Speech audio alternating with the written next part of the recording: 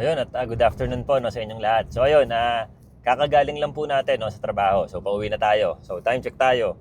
4:15 na po, no? Magpo 4:15.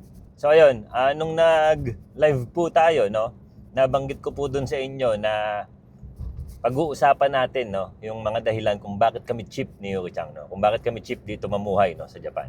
At excited po ako sa inyo no, na sabihin no, yung mga nasa sa isip ko at nasa sa isip ni Yuki-chan. So yan. So simulan na natin no. So yung unang-una po sa dahilan kung bakit kami cheap mamuhay ni Yuki-chan dito sa Japan is because po hindi po kami mayaman, no? So hindi na po natin i-elaborate yan. So ano na po yan, no? Madali na pong intindihin yan. Hindi kami mayaman. So talon na po tayo sa ikalawa kaagad, no? So sa ikalawa po, hindi po malaki ang sahod namin dito ni Yuki-chan, no? So yan pong hindi malaki yung sahod, nasa sariling ano nyo po yan, no? Pagtingin nyo yan kung malaki ba sahod nyo o hindi, no? So kami po, sa tingin namin hindi malaki yung sahod namin, no?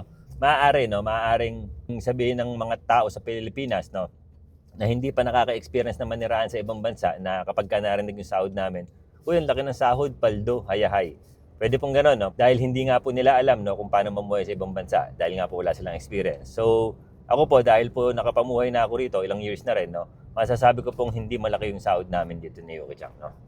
Dahil po mataas ang cost of living dito, no? At malaki po siyang pakinggan kapag nandiyan ka nga sa Pilipinas dahil nga po tayong mga Pilipino diyan, no? Marami pong Pilipino diyan, no, na underpaid, no? Yung minimum wage po, underpaid po 'yan, no? Malayong malayo po sa minimum wage dito sa Japan, no? So 'yun, kaya pag nandiyan po kayo, malaking pakinggan yung sahod namin dito, pero pag nandito kayo, masasabi niyo ninyong tama lang, no? So yan po yung ikalawa sa dahilan kung bakit kami cheap mamuhay ni Yuki-chan, no? Hindi malaki ang sahod namin. So talo na tayo sa ikatlo nating dahilan kung bakit nga ba tayo cheap mamuhay dito. So ayun, yung number 3 po natin, no, kung bakit tayo cheap mamuhay dito is because hindi po guaranteed ang future.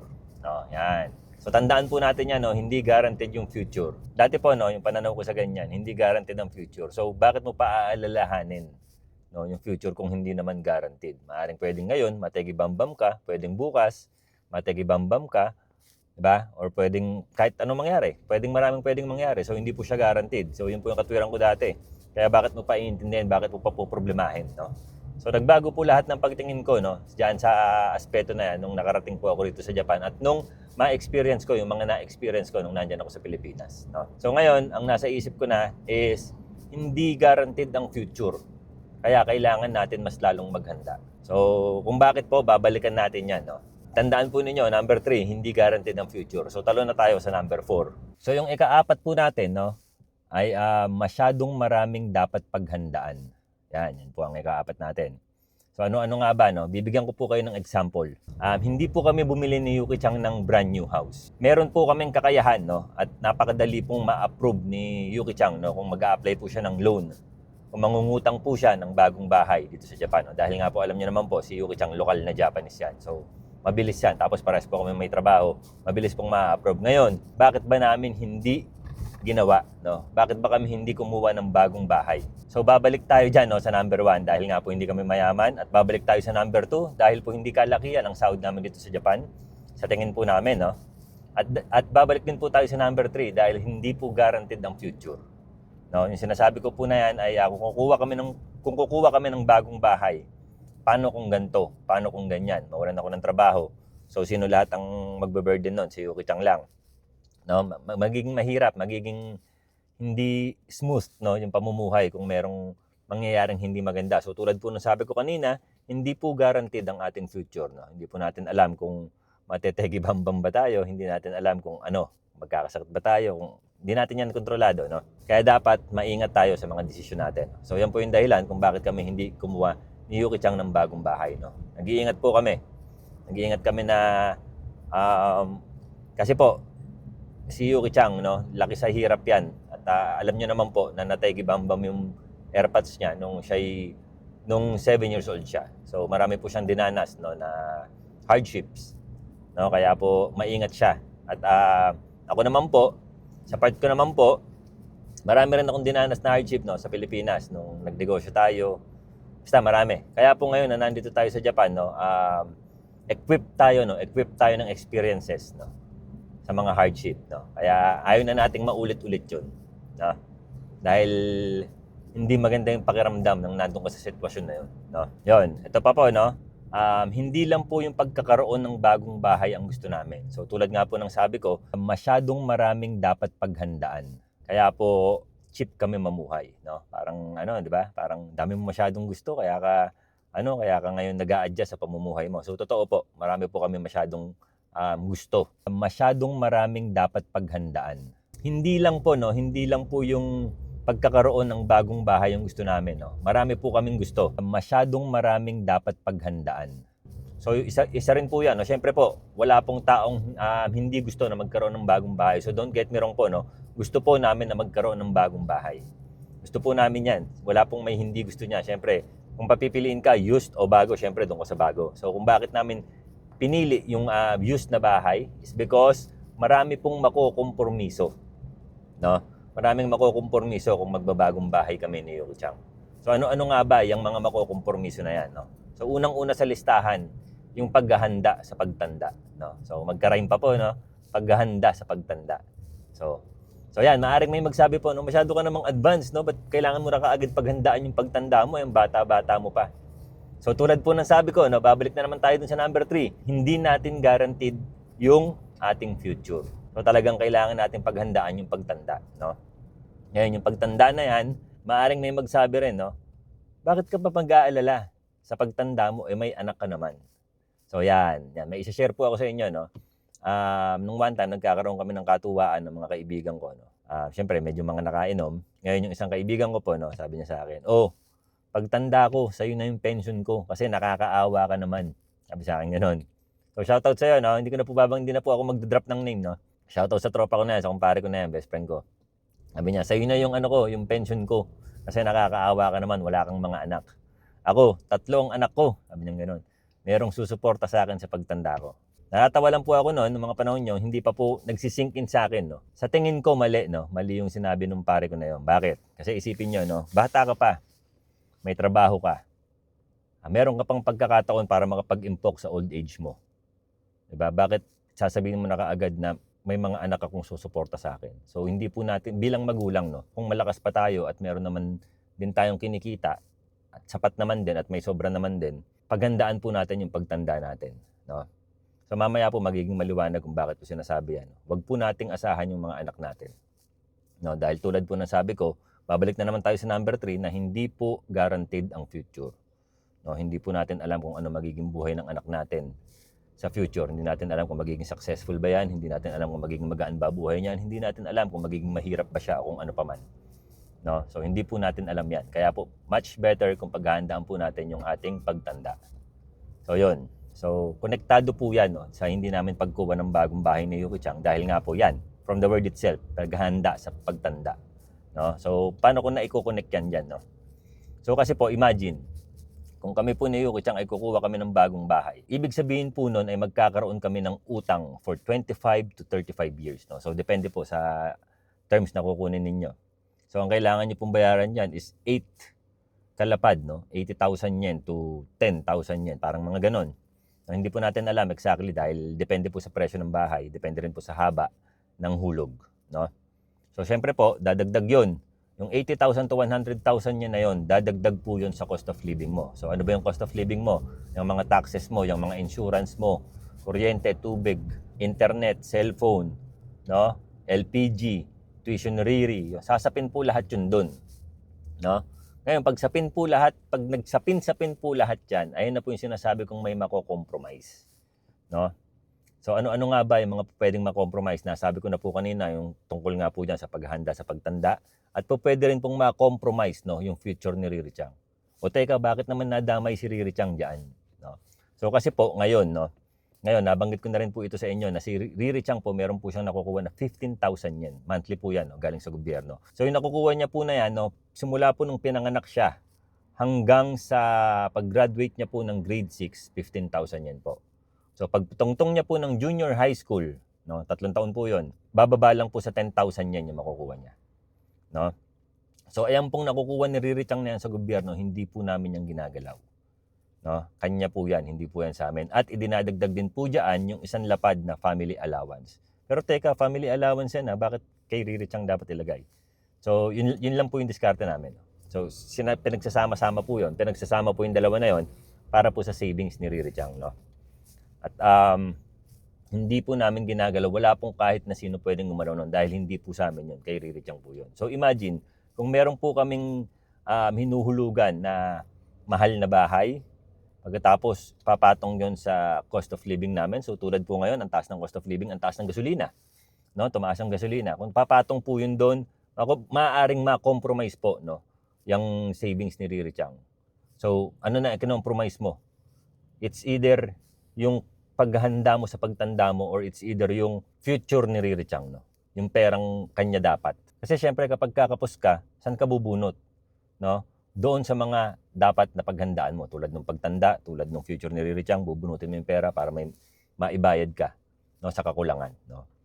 No. Ngayon ito po, no, ito pong pinag-uusapan natin na to is para lang po ito sa hindi mayayaman. Ngayon kung mayaman ka, walang problema, gawin mo gusto mo, talagang diskarte mo yan. So ako po, kaya po ako nag-share para po, no, maisip natin, no. Kasi po hindi po lahat nakakaisip nito, no. Kumbaga, hindi po lahat ganun kalayo yung tingin, eh.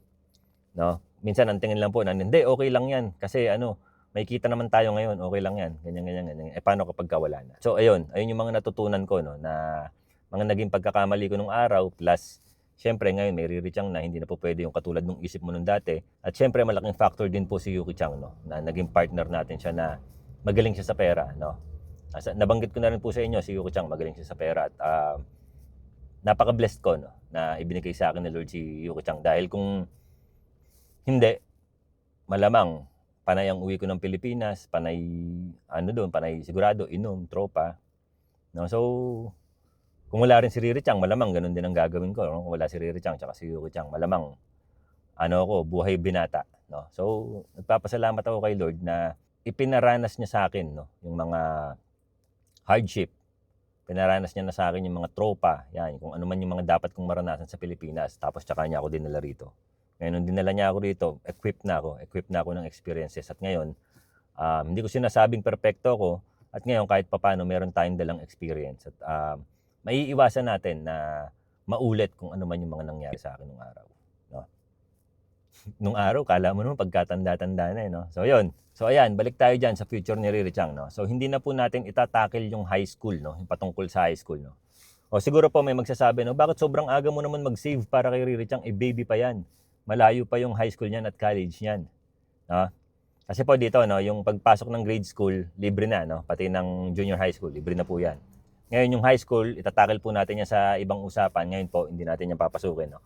Ngayon, yung college, no? Ilagay natin sa college yung paghahanda na yan, no? So bakit ba naghahanda na kaagad sa college? Kasi po, hindi po mura dito ang kolehiyo, pagkokolehiyo, no? At naranasan din po yan ni Yuki Chang, no? Dahil nga po hindi naman sila mayaman.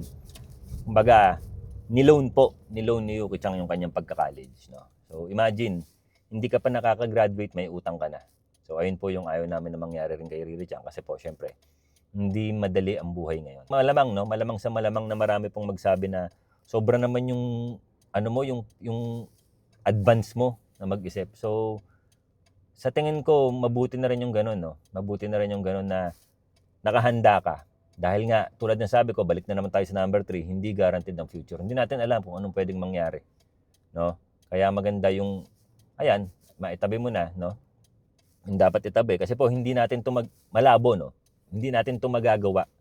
Hindi natin ito mapagsasabay-sabay. Yung paghahanda sa pagtanda, yung sa future ni Riri Chang, at saka yung, kung kukuha ka pa ng mga mabibigat, kung kukuha ka ng mga big purchases, hindi po natin yung mapagsasabay-sabay, siguradong merong mako-compromise. So ayan po yung dahilan, no, kung bakit kami cheap mamuhay ni Yuki Chang, no.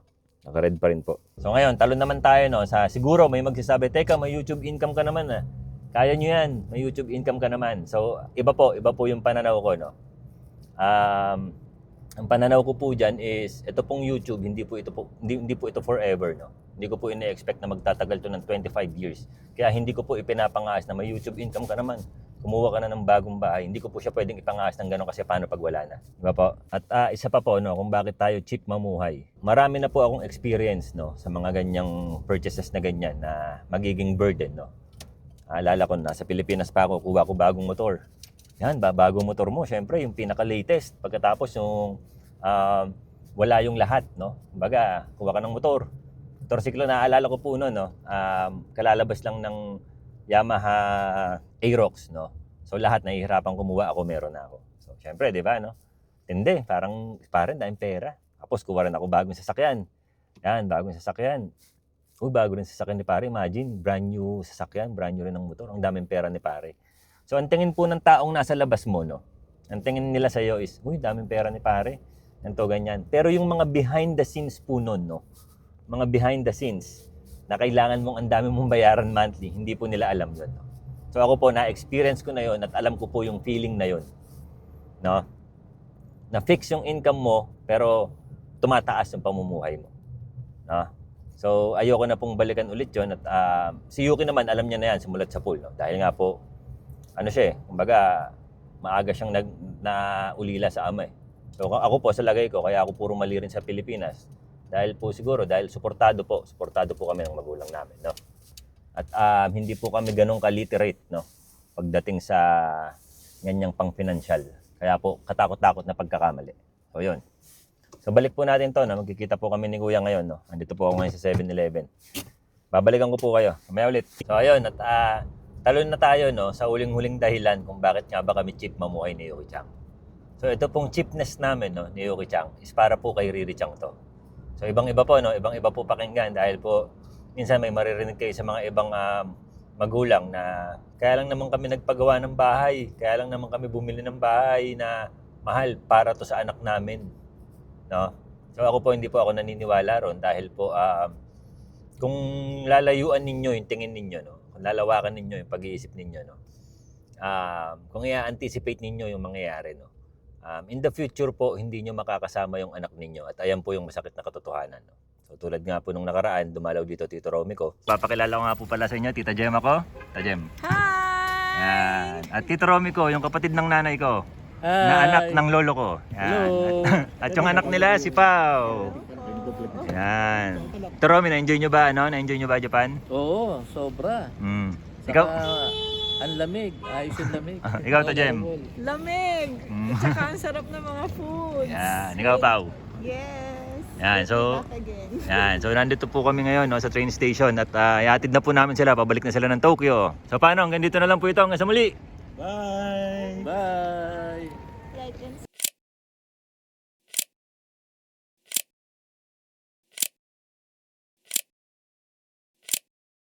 At napag-usapan po namin yan, no? Sabi niya sa akin, ganun pala talaga no? Darating yung panahon na iiwanan ka ng mga anak mo. So, kasi po, syempre, ngayon po na-experience na po ng Tito Romy ko yun. No? Nasa edad na po yung mga anak niya at nagkakaroon na po ng kanya-kanyang buhay. At sabi ko sa kanya, oo nga, Tito Romy, talagang natural yun. Hindi maiaalis dahil hindi naman natin po pwedeng pigilan, no? Yung mga anak natin na magkaroon ng sariling buhay. So ayan po, no? Kaya ako, hindi po ako naniniwala na kunyari, bibili kami ng big purchase ni Yuki Chang, no? Tapos ang idadahilan namin si Riri Chang. So kaya lang kami bumili ng ganitong bahay is para to sa anak namin. So hindi po. Para yun sa sarili mong kagustuhan, no? Para yun sa sarili mong kagustuhan, hindi yung para sa anak mo dahil walang kinalaman yung anak mo dyan sa big purchase mo na yan. Hindi alam ng bata yan, no? Hindi pa arok ng bata yan, uy, bago bahay namin, ganito, ganyan. Hindi pa nila alam yan, no? So kaya ako po, hindi niyo ako maririnig na para rin naman sa bata to kaya kami bibili ng ganito, ganyan. Hindi po, no? Iba po yung pananaw namin, no? So kaya kami cheap, no? Kaya kami bumili ng cheap lang na bahay is dahil po kay Riri Chang. So magkaiba po, no? Ngayon, kung iniisip po ninyo na kung bakit yung pagiging cheap po namin, no, is para kay Riri Chang, is dahil po, alam po namin na in the future, kung hindi man kami matetegi bambam ng maaga, no, alam namin na in the future, si Riri Chang po, magkakaroon niya ng sarili niyang pamilya. Iiwanan niya kami. At pag dumating yung pagkakataon na yun, no, gusto namin na i-secure na namin ni Yuki Chang, no, yung para sa old age namin. So bakit? Dahil po ayaw namin na maging burden kay Riri Chang, no. So ito po, typical ito, no, sa mga Pilipino dahil nga po hindi natin masisisi, no, dahil nga po sa atin underpaid tayong mga Pinoy diyan sa Pilipinas. No, kaya wala tayong kakayahan, no, na makapagtabi para sa future natin dahil nga saktuhan lang, minsan kulang pa. So ayun, kaya po sinasabi ko na para po kay Riri Chang itong pagiging cheap namin, no. So para po mapagsabay-sabay natin, ayan, okay naman na, may bahay na po kami at wala na kaming monthly. At dahil wala na kaming monthly, time na para pagandaan namin yung aming old age, no? At syempre, isasabay din namin dyan yung paghahanda naman sa pagkukolehiyo ni Riri Chang. No? So magsasabay-sabay yan. Kasabay din po niyan yung cost of living. At kasabay din po niyan, syempre, yung mga wants mo pa, syempre, tao ka. Natural po sa tao yan. No? Natural sa tao na meron ka ring wants. Paminsan-minsan. No? So yun po yung dahilan no? Kung bakit kami cheap mamuhay ni Yuki Chang. Napakadami po. Kumbaga, napakadami mong dapat isipin. Napakadami mong dapat iplano. No? Hindi yung ano lang hindi yung bahay lang no. Kasi po kung tulad ng sabi ko kanina, kung gugustuhin lang namin, kung mananaig lang no, yung wants namin na makabili niyan para alam niyo na sikat kami, para alam niyo na ano kami, okay kami, good life kami. Hindi po Kung mananaig yun ang gagawin namin. Kaya lang hindi po yun ang nananaig. Ang nananaig po yung mas natitignan po namin ng malayo yung mangyayari, no? At mas pinaghahandaan po namin yung future kaysa po sa wants namin. So again po no, hindi ko po kinukondina no yung mga bagoong bahay, ganito ganyan. Kung nangungupahan po kayo, yan po ang pinaka the best move no, na bumili kayo ng bahay nyo. No, dahil po syempre kapag bumili ka ng bahay mo, utang man yan, hulugan man yan, at least yung inuhulog mo in the future magiging sayo yan no. Magiging sayo yan. Hindi katulad ng nangungupahan ka lang, let's say nangungupahan ka, 5 lapad. So sayang nga naman, di ba? So the best move talaga is kumuha ka ng sarili mong bahay, no, para hindi masayang yung mga inuhulog mo. So ngayon, kung kaya mo naman, walang problema magbago kang bahay, no? Dahil kaya naman eh. Ngayon, kung katulad lang namin na hindi tulad po na sabi ko sa number 1, hindi po kami mayaman. Tulad po na sabi ko sa number 2, hindi kalakihan ng sahod namin. At tulad na sabi ko sa iba pang numbers, no, na napakarami namin gustong ipagsabay-sabay, no. So hindi po namin makakaya ng pagsabay-sabay niyan, yung paghahanda sa old age, yung future ni Riri Chang, yung bagong bahay, hindi po namin kaya. So kaya po cheap kami mamuhay ni Yuki Chang, no. So ngayon, bakit ko nga ba sinasabi lahat ng to, no? So ang target po natin dito is hindi yung mga minimum wage earner sa Pilipinas dahil po alam mo naman po nating lahat na mahihirapan po na pagsabay-sabayin lahat ng yan, no? Bagong bahay, yung paghahanda mo sa pagtanda mo, yung future ng bata, mahihirapan pong pagsabayin kung minimum wage earner ka sa Pilipinas. So hindi po sila yung target ng video na to. Hindi po sila yung target ng vlog natin na to. So ang target po natin is yung mga OFW, no, na nabigyan ng pagkakataon na merong kakayahan na makapagtabi sa old age nila, no? Para hindi po sila maging burden sa mga anak nila, no, in the near future. No, dahil inevitable po 'yan, no. Hindi po maiiwasan, manghihina tayo. Liliit ang monthly income natin. Tatanda tayo. At kapag tumanda tayo at nanghina tayo nang wala tayong ipon, walang ibang sasalo ng bigat na 'yan kundi yung mga anak. So ito pong cheapness namin, isa po sa number 1 na dahilan is si Riri Chang, no? Na ayaw po naming maging burden kay Riri Chang. Kapag matanda na kami, mahina na kami, may sakit na kami, ayaw po namin. Though, alam naman nating lahat na syempre ang anak hindi niya matitiis ang magulang. Pero sa hirap po ng buhay ngayon, syempre dapat pinaghahandaan din po yung pagtanda, no? Hindi may anak naman ako, sila na bahala sa akin. Hindi po. Mali. Ayan po yung nakagawian natin na mali, no? I mean, hindi pala natin nakagawian. Yan lang po yung option natin, no? Pagka po minimum wage earner tayo, kapag po kapos yung kita natin, wala po tayong ibang choice kundi talagang zero tayo pagtanda natin. Dahil nga kulang, no, sa pamumuhay, no, ng isang pamilya, no. So yun. Ayun, at isa pa pong dahilan, no, na-experience ko na po yung mga brand new na yan. At alam ko po, no, na nalalaos yung feeling na yan, no.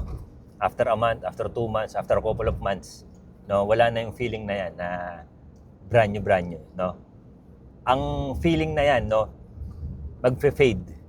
Pero yung monthly obligations mo, no, para bayaran yung loan na mahaba na yan, is tatagal ng 25 to 30 to 35 years. Depende sa haba ng kinuha mo, no.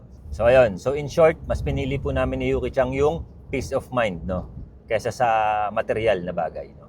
So kasi po, tulad po ng sabi ko, no, ako na-experience ko na yan, yung wala kang peace of mind dahil ang dami mong bayarin. At na-experience din yan ni Yuki Chang dahil nga maagang nategi-bambam yung airpods niya. At nung nagkolehiyo siya, nangutang sila ng, syempre, pampaaral sa kanya. At pag-graduate niya, tsaka niya babayaran. So, na-experience na ni Yuki-chan, kaya yan ang sa tingin ko na ayaw niyang mangyari kay Riri-chan. At ako rin naman, no, bilang baguhang ama, at nakikita ko yan, nakikita ko yung mga ganyang pangyayari. Sang-ayon ako kay Yuki-chan, no. Bukod pa po dyan, no, Pilipino po ako, no, at purong Pilipino. So, nakapamuhay po ako bilang isang purong Pilipino. At si Yuki-chan naman po is purong Japanese, no. So, ako po nakikita ko yung magkabilang mundo. Nakikita ko yung mundo niya at nakikita ko yung mundong ginalawang ko noon. No, na hanggang sa ngayon naman, ginagalawan pa rin natin yan. Dahil syempre, meron ka pa rin pamilyang pinanggalingan at meron kang pamilyang ginawa. No? At nakikita mo ngayon, naiisip mo yung mga dapat maging adjustment. No? So isa pa po, no, kung bakit tayo nag-vlog ng ganito is para nga, maganda kasi, no? Maganda kasing isipin, no, na magkakaroon ka ng impact, no, sa ibang buhay na maiisip nila na oo nga, dapat maputol na yung magkakaanak ka, tatanda ka ng wala, ngayon yung anak mo, dalawa ang susuportahan, yung pamilyang ginawa niya at yung pamilyang pinanggalingan niya. So, ganun lang, no, nagiging paulit-ulit lang siya. No? So ngayon, kung gagawa tayo ng paraan para maputol yun, nagiging maganda, di ba? Para sa bata, para sa anak natin. No? So again, no, hindi po madali, no, lalo sa mga Pilipinong underpaid. Hindi po magiging madali yung mga nasa sa isip ko. Pero kung meron kayong pagkakataon na makapagtabi para sa pagtanda ninyo, kung meron kayong pagkakataon na i-prioritize yung pagtanda ninyo, yung future ng bata, nang sa gayon ay maging smooth, no, yung pamumuhay ninyo, gawin ninyo. No? So ako po, hindi ko po sinasabing perfecto kami, pero pinipilit po namin na maisaayos ang lahat. No? Though hindi po guaranteed ang future natin. Pero isa rin po yan sa dahilan kung bakit natin isinasaayos dahil nga po hindi guaranteed ang ating future. So yun po.